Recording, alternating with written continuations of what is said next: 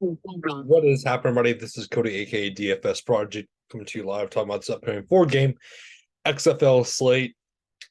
I'm excited about it. Week one was definitely interesting, but I'm excited for week two. Before we get into like button for me, definitely subscribe, hit like button for me, and let's talk about it with the first game was St. Louis at Seattle. This is the Thursday game. We have one on Saturday, then two on Sunday. So I would kind of load up on the back three games. I would get some pieces of the first one, but not really too much. But this first game, St. Louis at Seattle. On the St. Louis side, QB wise, AJ McCarron 10-7. What do you want to do with him? He got bailed out in the last game. I mean, he looked good, but not really like a 10-7 quarterback. um, but Benanucci, kind of a similar story. I don't mind going to him. He looked okay. It's Benanucci. That's the only issue. But running back wise, on the St. Louis side, Brian Hill, he looked okay. I mean, he went for 55 yards. The average was 8-7. I'm not really getting to much of him though. I'm not really getting to Durant either on the Seattle side. Knox looks terrible. I mean, Ellis did what Ellis does. I mean, he was a value, but it didn't pay off. Um, Receivers wise, Aitman 9.5. He's once again the highest priced option. Two receptions. I'm not really getting much of him. I'm just not really trusting it. Shepard looked awful. Not really getting him at 6'9". Hakeem Butler, do what you want with him. He got bailed out by the touchdown, obviously. But I mean, he looked good at 4-4, but he is questionable now, so keep that in mind. But I'm not really getting to much of this team. On the Seattle side, for running back or on receivers, Josh Gordon, obviously a highest priced option at 10-1. Pearson was a good pivot last week. I'm much rather go to Pearson once again for a cheaper price tag. But I'm not going to leak in much of this first game. The next game is where we're going to get interested. DC and Vegas. So Luis Perez, or hold on. Let's go to Tiamu first. So Jordan Tiamu, 9-7. I'd rather go to King. If King does happen to start, he's going to be a nice option at 6-7. But Tiamu, I'm not really getting that much from 9-7.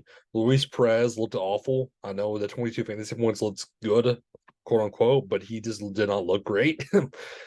So if we see Brett Hundley, I'm going to love him at 7,000 as a rushing option. Running back wise, DC Abram Smith was awful, 8-4 now. I'm not getting any of the running backs on this team.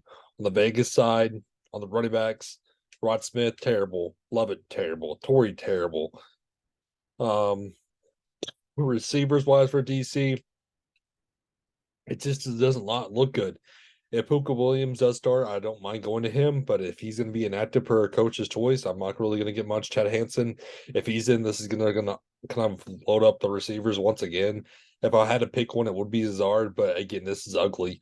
On the Vegas side, Allison 9-1 is way too expensive now. I'm rather go to Badette.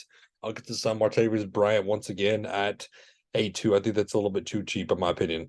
Going to the third game and San Antonio and Orlando. On the San Antonio side, Cohen, he's going to be a value that I don't mind going to. It's not really the best value though. It's just somebody that I think can be consistent against a banged up Orlando defense. On the Orlando side with the QBs, Paxton Lynch was benched, so I'm expecting that once again. I'm not really getting any of the quarterbacks on the Orlando side. Running back wise, if we look at it, I'll get to some Balaj at 12-7. I do like that, but I don't mind going to also Patrick at 5-9 if you want to load up on him as a pivot from Balaj. But I think Balaj is a better running back. I think he looked good also. I don't mind going to Martin also on the opposite side. He saw the good amount of carries.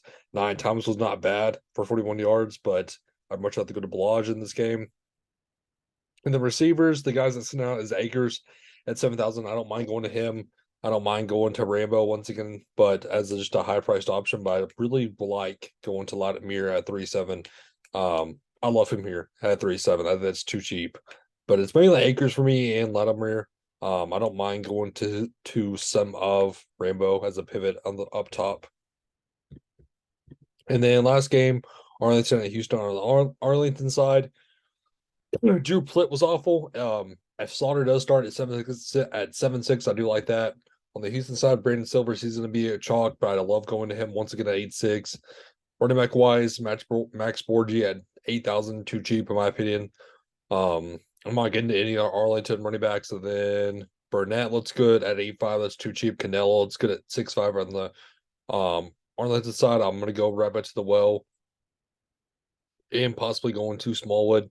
I don't mind going to him. I think he can put up good numbers, but I'm much rather pivot down to Vaughn's. But overall, this slate's going to be interesting. Quarterback, to kind of wrap this up, I'm going to get to a lot of silvers. I'm going to get to a ton of silvers. That's kind of the main guy I want to go to, is definitely going to silvers. I don't mind going to a Brett Hundley if he does start. So keep that in mind. I don't mind going to Cohen though to 8-2 is kind of just a paid on option if you're going to want to get off the chalk. Brandon Silvers, running back wise. I'm fading Abram Smith. I'm going to go to Balaj. I'm going to go to a guy like possibly, like I said, mainly Balaj, mainly Borgi. I'm going to go pay up for Martin. I'm kind of paying up for running back. Receivers wise, this is where I'm going to pay down for the guys like Martavis Bryant, going to Burnett, going to Badette, going to Canella, going to Vaughn's, going to Perel. It's kind of what I'm looking at. But that wraps it. Safe for us for XFL Week 2. Thank you for tuning in. It was a great safe rest of night. Have a good one, everybody.